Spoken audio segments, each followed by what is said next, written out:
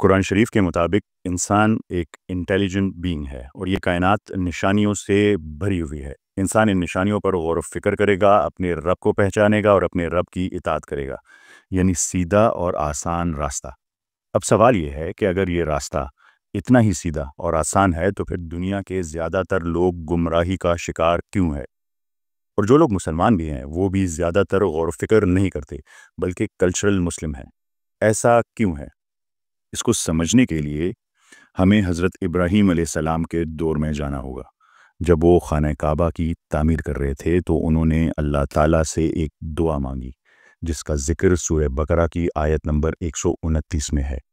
بسم اللہ الرحمن الرحیم، ربنا وبعث فیہم رسولا منہم یتلو علیہم آیاتک ویعلمہم الکتاب والحکمت ویزکیہم۔ اے میرے رب، میری نسل میں ایک پیغمبر بھیجنا جو لوگوں کو تیری آیات سنائے، انہیں کتاب سکھائے، حکمت دے اور انہیں پاک کرے۔ اللہ تعالیٰ نے یہ دعا قبول فرمائی مگر تھوڑا سا ترتیب آرڈر بدل دیا۔ یہ دعا قبول ہوئی حضرت محمد صلی اللہ علیہ وآلہ وسلم کی نبوت کے ساتھ، مگر اللہ نے فرمایا سورہ بقرہ کی آیت نمبر 151 میں، بسم اللہ الرحمن الرحیم، کما ارسلنا فیکم رسولا منکم یتلو علیکم آیاتنا ویزکیکم ویعلمکم الکتاب والحکمت ویعلمکم ما لم تکونوا تعلمون۔ ترجمہ: جیسے کہ ہم نے بھیج دیا ہے تمہارے درمیان ایک رسول خود تم میں سے، وہ تلاوت کرتا ہے تم پر ہماری آیات اور تمہیں پاک کرتا ہے اور تمہیں تعلیم دیتا ہے کتاب اور حکمت کی، اور تمہیں تعلیم دیتا ہے ان چیزوں کی جو تمہیں معلوم نہیں تھی۔ یعنی حضرت ابراہیم علیہ السلام کی دعا کو قبول کیا گیا مگر صرف آرڈر چینج کر دیا، پہلے آیات، پھر پاکی، پھر کتاب اور پھر حکمت۔ اب سوال یہ ہے کہ پاکی کو سب سے اوپر کیوں رکھا گیا؟ یاد رکھیے یہ پاکی صرف جسم کی حد تک نہیں ہے۔ جیسا کہ ہم نے پچھلی قسط میں ذکر کیا تھا، نیورو سائنس اب یہ مانتی ہے کہ مائنڈ صرف دماغ سے ریلیونٹ نہیں بلکہ 3 چیزوں کا مجموعہ ہے: دماغ، دل اور گٹ۔ ان تینوں میں نیورونز موجود ہیں اور ایک پیچیدہ نیورل نیٹ ورک بناتے ہیں جو مل کر عقل یا مائنڈ کی تشکیل دیتے ہیں۔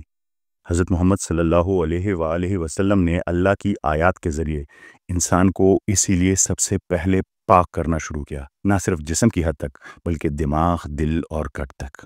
شروع کرتے ہیں دماغ سے۔ ہمارا دماغ سینسز پر ڈیپینڈ کرتا ہے، ہم کیا دیکھتے ہیں، کیا سنتے ہیں، کیا سونگھتے ہیں، کیا بولتے ہیں۔ ہمارے دماغ کی پروسیسنگ کو ڈائریکٹ کرتا ہے یہ تمام سینسز۔ ہمارے ان پٹ ڈیوائسز ہیں آنکھیں اور کان۔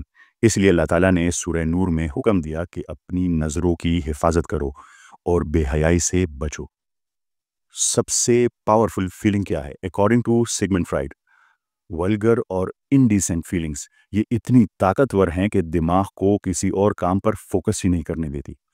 اگر آپ دیکھیں تو پاکستان میں انڈیسنٹ کنٹینٹ کتنا زیادہ کنزیوم کیا جاتا ہے۔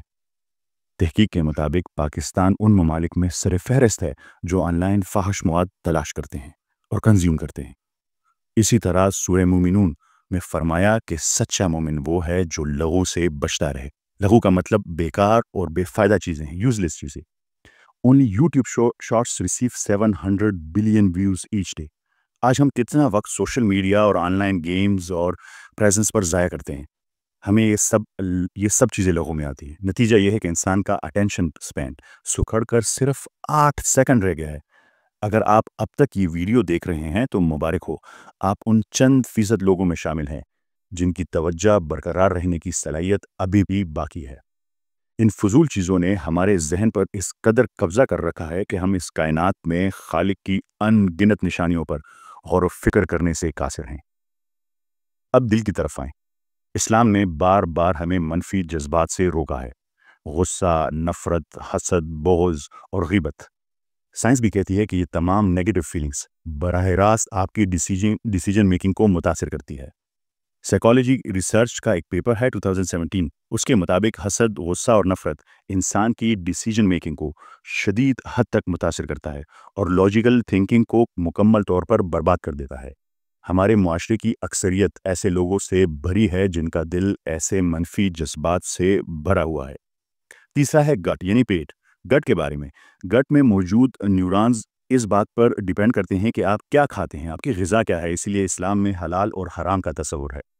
اللہ تعالیٰ نے کہا کہ صرف حلال اور پاک چیزیں کھاؤ اور حرام سے بچو۔ مثال کے طور پر شراب سے منع کیا گیا ہے۔ قرآن شریف میں شراب کو خمر کہا گیا ہے۔ خمر کا مطلب ہے وہ چیز جو عقل کو، سر کو ڈھانپ لے۔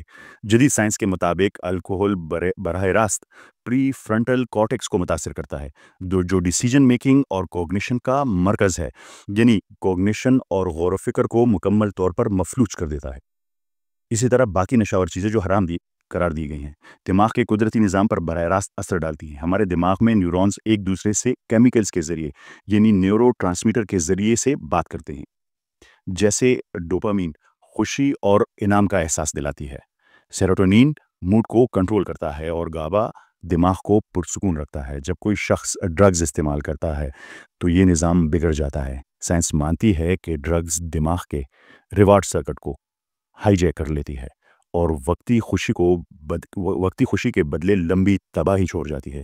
یہی حال دیگر تمام چیزوں کا ہے جنہیں اسلام نے حرام قرار دیا ہے۔ اس لیے قرآن شریف نے خوراک میں حلال اور حرام کا تصور رکھا ہے تاکہ گٹ مائنڈ پاک اور صاف رہے۔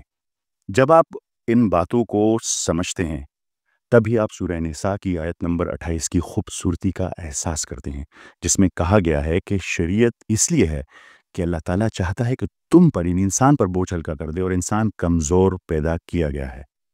اس سے ظاہر ہوتا ہے کہ شریعت انسان پر بوجھ ڈالنے کے لیے نہیں بلکہ سہارا اور آسانی کے لیے نازل کی گئی ہے۔ تو جب قرآن شریف پاکی کی بات کرتا ہے تو یہ صرف جسم کی پاکی نہیں بلکہ دماغ، دل اور گٹ کی پاکی ہے۔ جب یہ تینوں پاک ہوں گے تو حقیقت بالکل واضح نظر آئے گی۔ تھوڑے سے غور و فکر سے بھی آپ کائنات کی نشانیوں کو سمجھ سکیں گے اور اپنے رب کو پہچان سکیں گے۔ لیکن بدقسمتی سے آج ہمارے دماغ، دل اور گٹ تینوں کرپٹ ہو چکے ہیں، اس لیے ہم صاف نشانیوں کے باوجود ان سے منہ موڑ لیتے ہیں۔ اب سوال یہ ہے، کیا آپ آج سے کوشش کریں گے کہ اپنے ذہن، دل اور گٹ کو پاک رکھ سکیں؟ کیونکہ جب تک یہ پاک نہ ہوں گے، چاہے کوئی اللہ کی نشانیوں کو کتنی ہی بلند آواز، کتنے فیکٹس اور فگر سے پیش کرے، آپ اس سے منہ موڑتے رہیں گے۔ اسی امید کے ساتھ کہ آج سے ہمارا یہ مشن شروع ہوگا کہ ہم کیسے اپنے ذہن، دل اور گٹ کو پاک کریں تاکہ اللہ کی نشانیوں کو سمجھ کر اپنے رب کو پہچان لیں اور صرف اسی کی اطاعت کریں۔ کمنٹس میں اپنی رائے کا ضرور اظہار کیجیے۔ آپ کی سماعتوں کا بہت شکریہ۔ ملتے ہیں اگلی قسط میں۔ اللہ حافظ۔